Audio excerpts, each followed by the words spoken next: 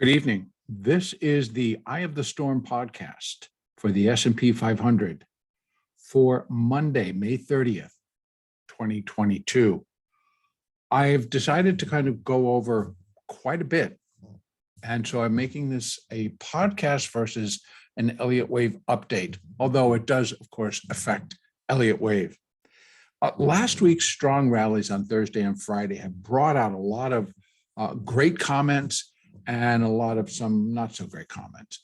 But a great deal of them are surrounding the S&P and the possibility of an alternate count of mine or an alternate view that I've run congruently has come in. And that being that the S&P has finished an ABC down off of the all-time high. And if that's the case, finishing three waves down and launching higher on an Elliott Wave basis, that would suggest that this intermediate degree ABC completed primary wave A. And that has set the stage for the primary B wave to launch higher. And it certainly has. But now we're at a critical juncture for not only this count, but for the preferred count, which I'm on the fence as to what needs to stay where. Do we need to make this switch, or do we need to just hang on and let this come through another day or two? In essence, under the preferred view, the market would have to break above 4,356 to invalidate the count as I was counting it, and then likely shift it over to this particular count. So all in all, this could remain the bottom of the minor third where I've now placed the C and the primary A. But again, let's work on the premise that the S&P has formed wave A on a primary degree. So we're continuing to work through a longer term corrective phase, but we may have gotten to that primary A wave, which we're in a primary B wave.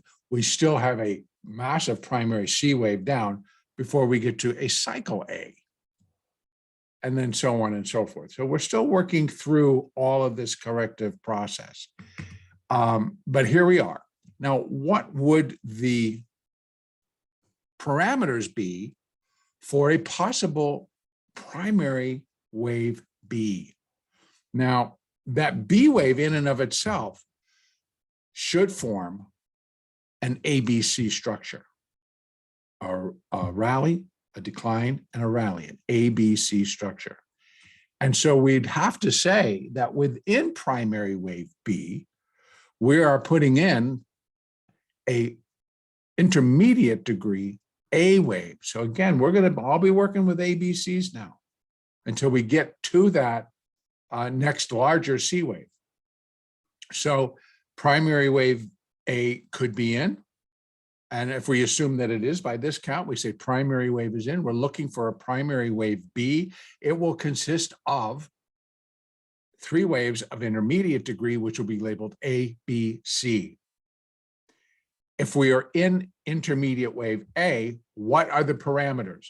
Well, it either could come in as its own ABC, in which case it could be ABC here, or we'd put in 1, 2, 3, 4, 5 for wave A, intermediate wave A of primary wave B. So again, it's all building blocks, and we're gonna now just work through this whole corrective process on a counter trend basis. So we put up just some automatic parameters, which would just come on retracements. We're looking for a B wave retracement of the A wave. Now, being that this all was inside a three-wave structure in ABC, that leaves open the possibility that as it would likely turn out in a more flat correction, that the primary wave B would end up back towards 4,800. Now, it also then carries the possibility that under one of the flats, right? So we have two basic patterns ABC patterns for a counter trend move. And the first one is zigzag, which is what this A wave was. Zigzag, 5, 3, 5. So, but being that the greater is 3 waves, the B wave will be 3 waves, and we open up that potential that we could get a flat correction. So in other words, it rises up, and the terminus of the B wave is in the area of the top of wave A. So where wave A started. And that's 4,800. And actually that high would be 4,808 is what we would we would be looking for. Now, what could the possibility be that it would actually roll through as an irregular B wave? And if it were, then what normally will happen, we use a different set of Fibonacci retracements, and the irregular B wave in this case would allow the S&P to move to new all-time highs as a part of a counter trend move. And if that were the case, then wave B would be expected to come in at 1.236 to 1.382. Now the 1.382 is the most common, but 1.236 is up there as well. So if that's the case, from here, we would be looking for, over the next month, 2, 3 months, a possible rally above 5,000 and into new highs. Now, having said all that, on a pure Elliott basis, which when you're working Elliott, you're constantly reminded that Elliott only kind of gives you an idea of what could a move do. Under the current count, what are the possibilities of where the market can travel from here, and what form will it take? So that we can roll out. But what Elliott does not pretend to know, or even suggest that it knows, is what's going to create the atmosphere to get that market from here above 5,000. So under the current environment, the first call would be impossible, not going to happen. B waves are known to move higher, strongly higher, on negative news. So negative economic, negative fundamental, just negative news.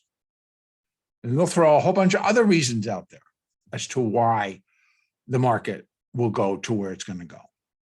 So we can only just go through and describe this is what you could look for. Expectations would be different because we'd still need to get confirmation from the market that this actually is the case. So before stepping out and going like, yep, this is it, we're marketing it all down and this is the way it is, I wanted to label it, put it out here for everybody to see, and ask for comment. I would like to hear from other people that do Elliott, and we've kind of been walking all this together and have been suggesting some possibilities, and I value that opinion. So please step up. This is I'm presenting, and I'd like to hear what others feel that also do Elliott. So if this is the case, the parameters suggest that 0.382, so really the bare bones minimum has been met. Market is kind of stalling right here at that 41.86 level, 87. And it got a little bit above, it got to 42.02, and that would have been today. Actually, this says tomorrow. So they're labeling it as 531.22. Interesting, that's already saying it, but then today's Globex is tomorrow's. So it's already been above 4,200, but it's slipped back below. And what this all could be telling us is yet to be decided. So, but it also got up to the 50. So I'm on the daily chart. But if we go up to the weekly chart, we can take another look and kind of try to put something together. It didn't get close to the weekly 200. It did, though, kind of come down and touched 3,800, almost, before it launched higher. And it's just kept itself going. So it is fairly strong in the Dow and in the S&P. Now, prior to all of this, my feelings were that all the markets were reacting to Friday's expiration and the buildup to that, because prior to last week, the markets had trouble getting above some basic levels to show intent to go higher. It was being held down. And if indeed, because before I was marking this as the minor third and this was the minor four, that if this indeed was the minor four, it couldn't come in way down here, as the previous four was much larger. And it would just demonstrate incredible weakness. Well, be careful what you ask for, as they say, because what happened was the market did catch fire and immediately, just within 2 days, that's Thursday, here's Friday, zipped above 4,100, which is what I wanted it to do, to put the finishing touches on this minor four and to get itself above the previous fourth to put in a decent high. Now, both of those have been met. The market did zip a little bit further, but I think this is follow through. And now we're just sitting quiet as ever, but not really moving down. We're still holding on to pretty high levels. So again, we get to a point where the fundamentals and what's happening in reality will come up and meet the market and make its own correction. Now, that can happen, or the market can just continue to ignore any of the inflationary number and inflation guiding numbers that we're going to get this week. We have the ISM manufacturing index, construction spending. We have Case-Shiller home indexes. That will get tomorrow early. It's not a big market mover, but they give us an idea. We have consumer confidence tomorrow morning. We have housing prices. We have the Chicago PMI. So we have a little bit of some clusters. When they're in green, they're not necessarily market movers, but they can, because I believe that they'll start to show either inflation easing up a little bit or continuing to blast forward. So that'll put some either pressure or support under what the market is attempting to do. But we also have PMI, ISM. We have OPEC meeting this week. That's going to be big for oil. We have the ADP employment, which is not really a market mover. Jobless claims, but then the all-important employment situation numbers for the month of May will be due out and reported on Friday before the opening. So we do have some numbers that could really kibosh any rally attempts that we're doing, and it could turn things dramatically lower. So all of the reasons why the market can go down still are within parameters to continue in that direction. And in this particular market, it would just actually go back to the 3 being here. This does end up being a 4, and we turn around, we start to come down. Now I'm presenting this because of the strength, and they're not easing up. They're not beginning to walk in and say, okay, it was all really to do with last Friday's expiration. That's all over. We know what we all got to do, and boom, we're just going to come in and start selling it. That may still happen, but they didn't start it in yesterday's European session or yesterday's Asian session. So we'll see again. We'll see what happens and go from there. But we continue to allow for an additional drop down below 3,800 to complete this. Would be it would be the intermediate third wave, and bringing that down to here, then we would still be expecting an intermediate fourth wave to rally on up and produce a lot of what we're seeing now. So, but I would have a lot of trouble trying to get an intermediate third wave here. It may work in the S&P, but it doesn't necessarily work in the NASDAQ. Not that it absolutely has to, but this ABC can be a little bit more clear here if that's the case. If not, the other view would be that this low that we had at 3807 did in fact complete intermediate wave 3. And if that's the case, I would switch this around, which I'm going to do right now, just to keep all of this in gear. So here we have, if we have completed a 3-wave down and we've completed primary wave A, that's still my alternate view. I'm presenting it because there was a lot of discussion on it within the comment sections over the last week, that this indeed was the case and we needed to leave it open and work out numbers for upside. So here they are. So getting back to this, if this continues, yes, we need to see a break above that daily 50. It's gone above it, but sank back below. It's on the daily, it needs to get above it and close above it. So we need a daily close above the daily 50, which is at 41.89 right now, and going flat. And then the next task at hand will be to get up above the 50% Fibonacci at 43.0309 and up to 10, we can call it. And then we have the daily 200 sitting at 43.52, we'll call it. That's going to provide resistance. But don't forget, if we're getting an ABC, even if we get a 1, 2, 3, 4, 5, and this turns out to be wave A, we get another 3 waves down, we're still expecting another 5 up.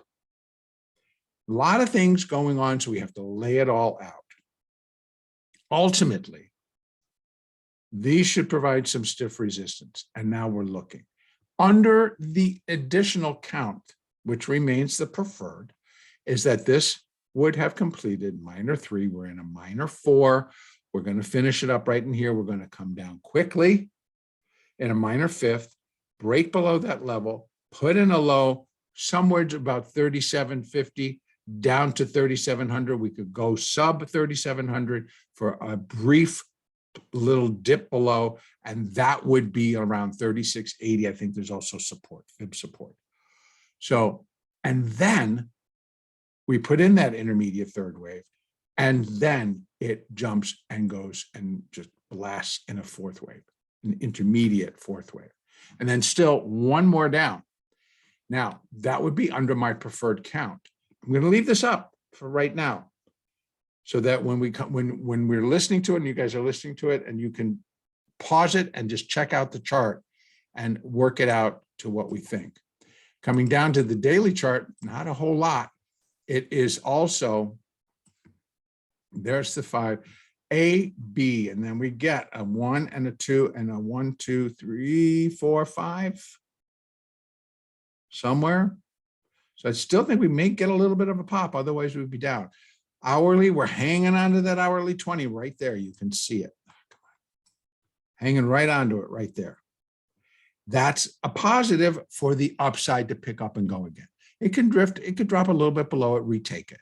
What we don't necessarily in terms of upside picking up here is to see it drop below that hourly 50, which is a 41.22.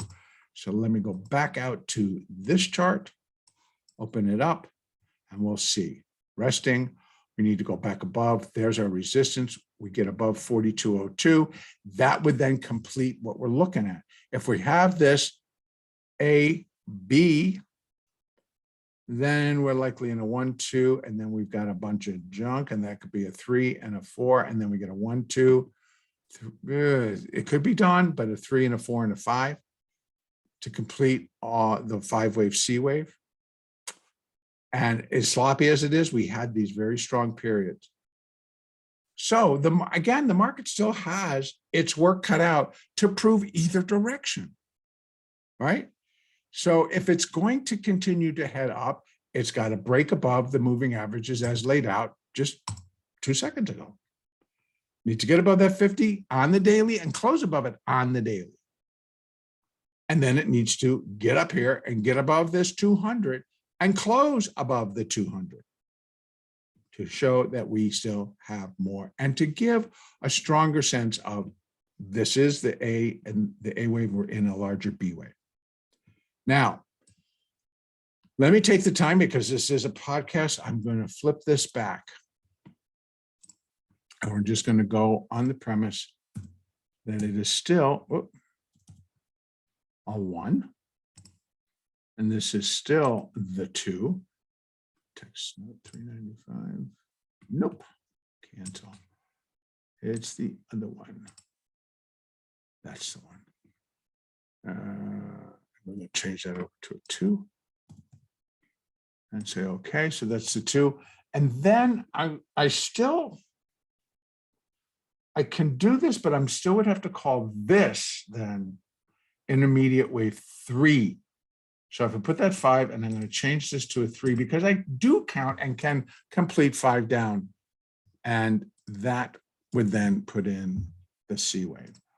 Now, that would leave this one out. So remove that.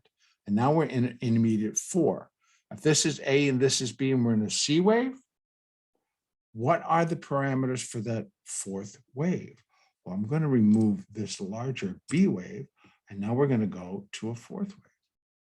And that would be going from there to there. Let's just look at some retracements. And the retracements basically 382, sitting right, staring us in the face at 4,127. 50%, which is pretty common, 4,225. But as it should in a 4th wave scenario, kind of start to get caught up around the 50. And it is. And it's backing down off of that right now. And if that continues, we may put a intermediate 4 up here, ABC, intermediate 4. And then we're just going to slide in intermediate 5th wave.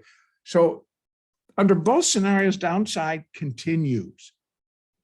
The difference being that if we're in a primary B wave, we're going to just rally and drop and rally and drop for a while. Whereas if we're in an intermediate 4 up in the S&P, then we're going to turn and we're going to go down pretty quick below 3808 and down to that sub 3,700 number, down 3680. Then we have some down here at 35. We have lower numbers that go below 3,400. And that could be an intermediate 5th wave. And then what does that then complete? The primary A wave. So if I just take this now back out to the weekly, where am I looking for that primary A wave to come in? Well, I think we still have potential to get down here. We definitely have potential. Here we are again. Look at this on the weekly, where the weekly 200 is sitting, 3715. Now that's been a fib number and a moving average number for quite some time. That 3750, 3715 down to 3680 zone. So if I can get down there in terms of an intermediate 5th wave, that would be a good place for then primary wave A to complete. But I believe that we'll probably get a little bit closer to 3480. We have 3680, then we have that 3517 down to like 3480, and we could push a little bit lower. Now, ultimately, I was looking for the primary A wave to possibly get us down this low. But that might have just been wishful thinking. We also have 3198, so about 3,200. That also comes into play for intermediate wave 5, if this is the count. So to put it all back together, folks, really what this is telling me is that on the weekly, we're not done. We still have much more work to do in terms of correction. And that could be going up and also going down. So I'm not convinced at all that the situations that are at hand, which are contributing to the negative tone over the markets, have been resolved. We just don't have any proof. In fact, they're just kind of getting worse. So I, at this point, don't challenge what people want to interpret as bullish. I challenge the wave pattern. I challenge that if it is a primary B wave, B waves are notoriously deceptive, false breakouts, just false narratives, everything that, and it will trade like that. It will race higher. Now, as day traders, great. Because what I want to also really put into perspective here, I get some people, I constantly will talk about it. It's like, in my mind, I'm not bullish, I'm not bearish, I'm trading the price action, and I trade the price action. And therefore, and have had a lot of success in doing that, have been consistently profitable in doing that, and not worrying about the volatility. Because for me, volatility increases within the futures markets really translates to me as the velocity of which the moves are going to happen. They're going to go a lot faster, up or down. So that's where I look at it that way.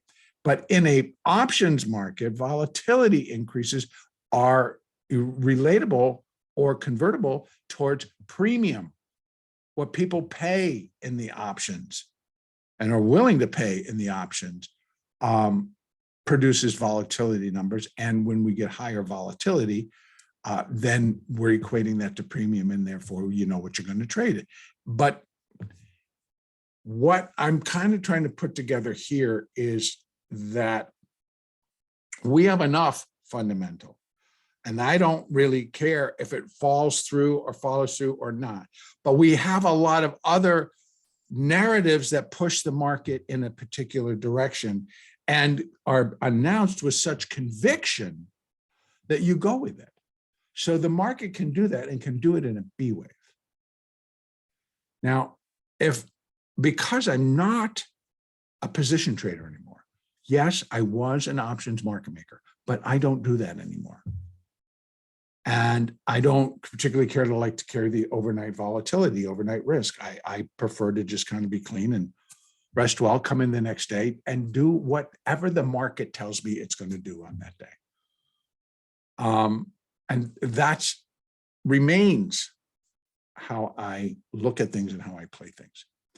So how does that relate to me making calls for a long-term bear market? I suppose in one respect, it really doesn't, but I do the Elliott because I've always done the Elliott, and I've always done it from the largest picture down to the smallest. That's how I function within it. And so when I'm looking at a major market top, I'm going to talk about it. And I think that's what we have hit. And I think we will continue to correct. But we're now confronting the possibility that we could have an interim rally, and it could come early in the whole process in the terms of it being a primary B wave. So my gut continues to tell me to hold on to the primary A wave still being in progress, that at best we've completed an intermediate third wave, and we're now in an intermediate fourth wave, which continues to carry those same basis for the market to rally higher. Now, where can't it go? As a minor or even intermediate, we have to go back to what we're going to be labeling as intermediate wave one, and intermediate wave one is coming in right here. So it can't be, right? So we've just taken that out, that it cannot be intermediate wave three, and we're into intermediate fourth wave. So that would have to mean that we're still in the minor, that the third in this is the minor, or we go back over and we revert these back out and I put it back down. So one by one, what I wanted to do today was to kind of bring out the possibilities of what is going on and where will we go from here. So as a numbered decline on the intermediate degree, this can't be completing an intermediate third. It can, though, complete intermediate A, intermediate B and an intermediate C wave down here. And then I'm going to put a primary A wave underneath. I'm not quite prepared to do that just yet.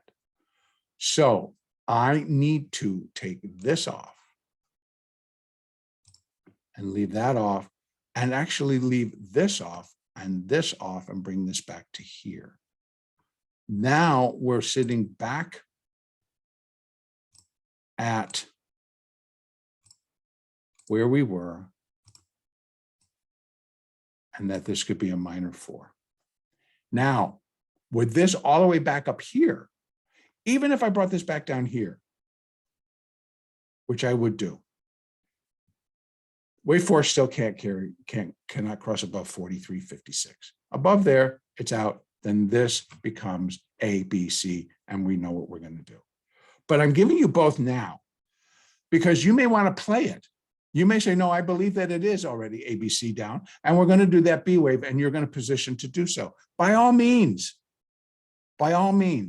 having opposing views is not necessarily a bad thing.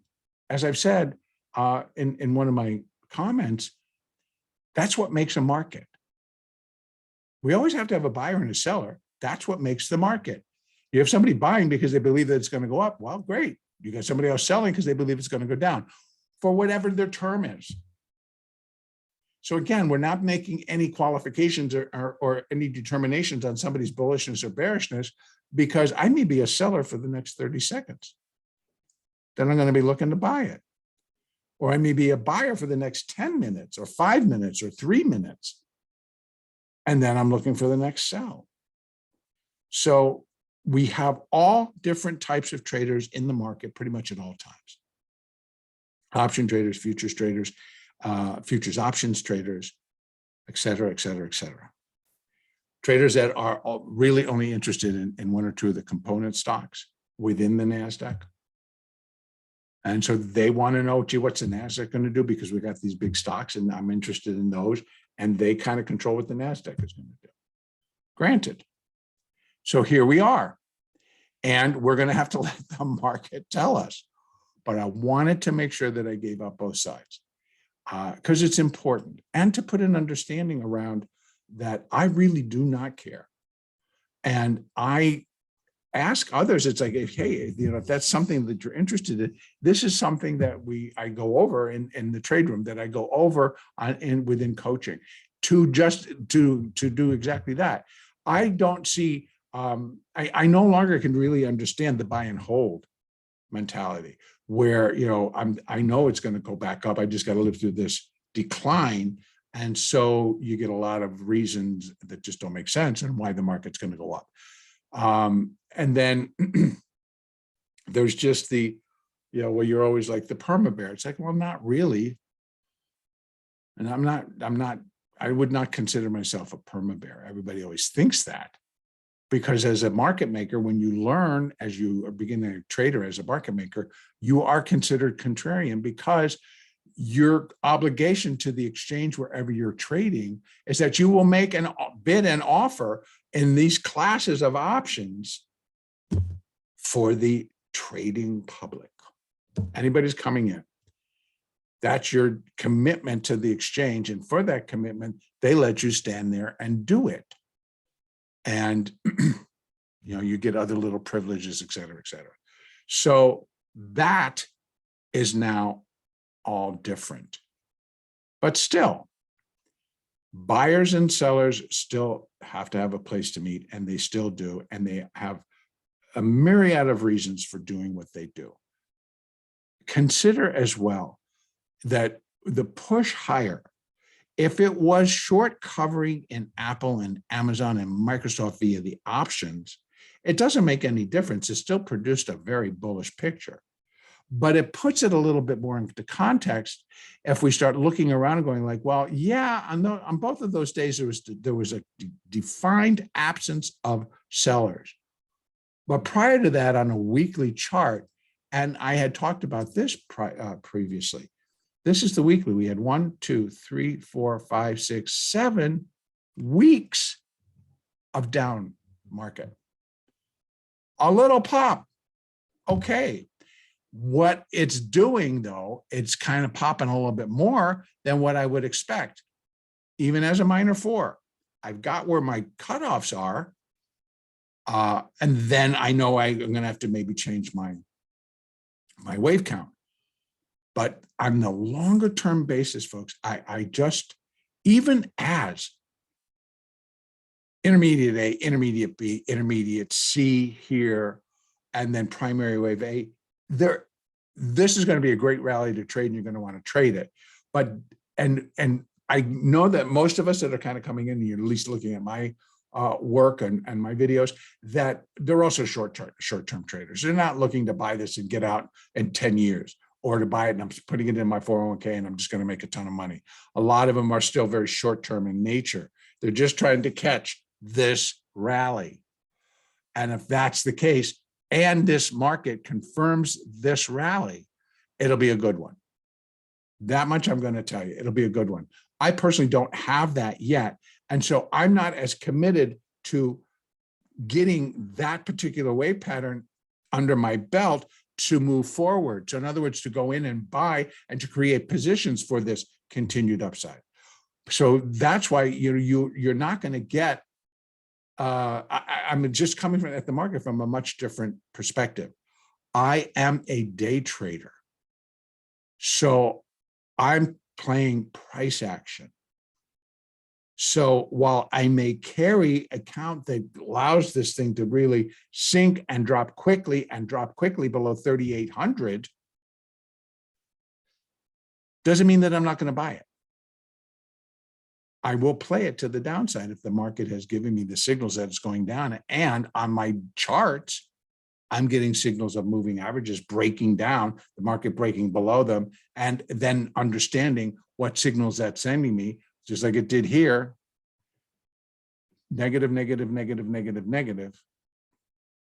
So you get that under your belt. It's like, wow, we're going to have a little bit of the positive. And the absence of sellers, folks. They sold what they had to sell down to 38.08. They didn't have any more to sell. And they will, if they push it up high enough, it will attract sellers. There will be people who's like, okay, those are good levels. I'll get out here. And whether that's cleanly above 4,200 or cleanly above 4,300, who knows?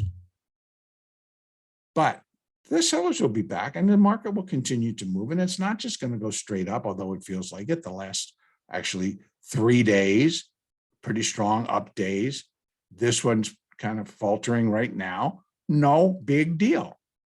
So wrapping all this up, we continue to run 2 wave counts, 1 preferred, 1 alternate.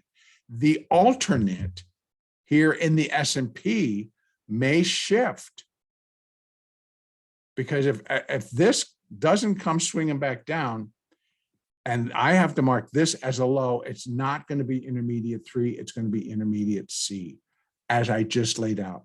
That's why I started there, to kind of go back there. This is the one. I cannot put an intermediate 3 there, but if this holds and this turns and it goes lower and they start to break down and they get it and put in a new low, and again, we had that 37.15 number show up, that it would be perfect. Perfect. Minor wave 5, intermediate wave 3, we blast. Perfect. So that's why we're going to play all sides, folks. And I would love the opportunity to show people how they also could do that without just buying and holding or having to get in. That you can use options, you can build positions, you can trade both sides and still have a little bit longer term view, have some longer term goals, and still meet them. All right, I'm going to go over moving averages right now as to where they are. Let's start on the weekly. All right, so what we're looking at on the weekly. If the market continues to move higher, we've got the 20 and the 50 sitting up just below 4,300. We have the 20, the 50, and the 200 all right there. No, the 200's down here, excuse me. We have the 20 and the 50. It was that Fibonacci. So we have the 20 and the 50 right at just below 4,300. The 50's at 42.95 and the 20's at 42.81.82.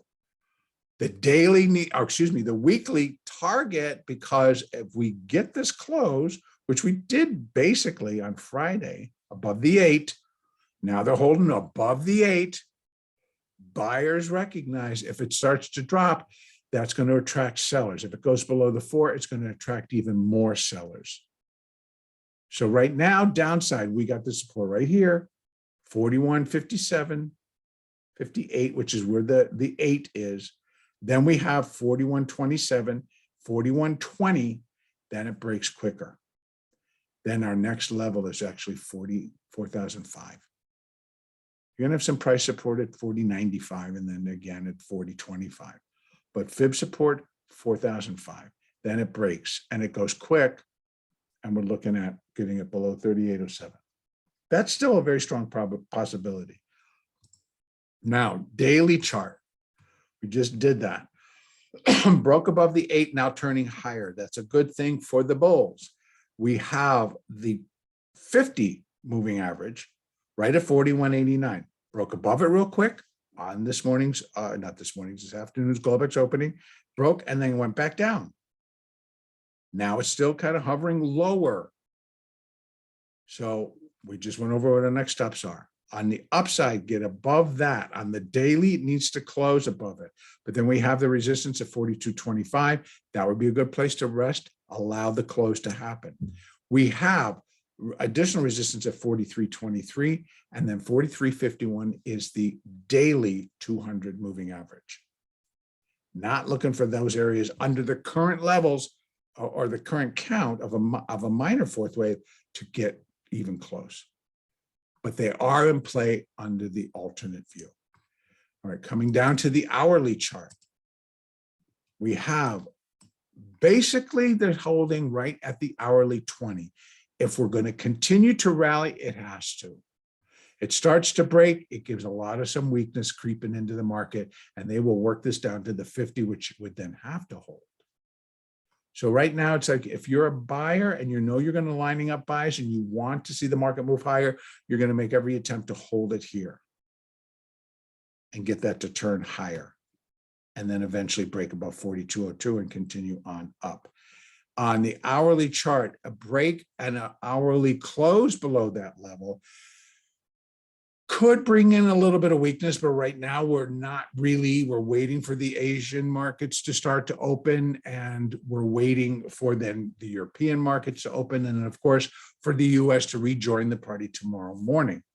But on the downside, hourly, we do have support at 41.27, at 41.22, so basically right below it, we have the 50, hourly 50 moving average. A break there, weakness. We're showing weakness in the market, and it will likely produce an increase in the pressure on the sell side, and we get a little bit of acceleration. We have price support at various levels in here, and you'll be able to pick it out and you'll be able to find it. Now, again, what's next on a strong break below that 50 is the hourly 200, which is still above 4,000 at about 4,030.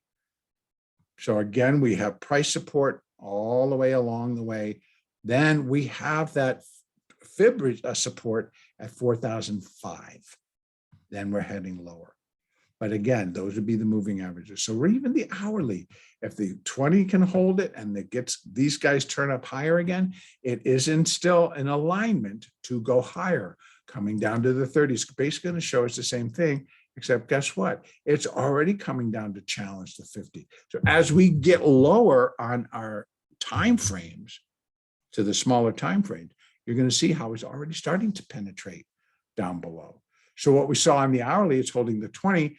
What we're seeing on the 30, it's holding the 50, the 30-minute 50.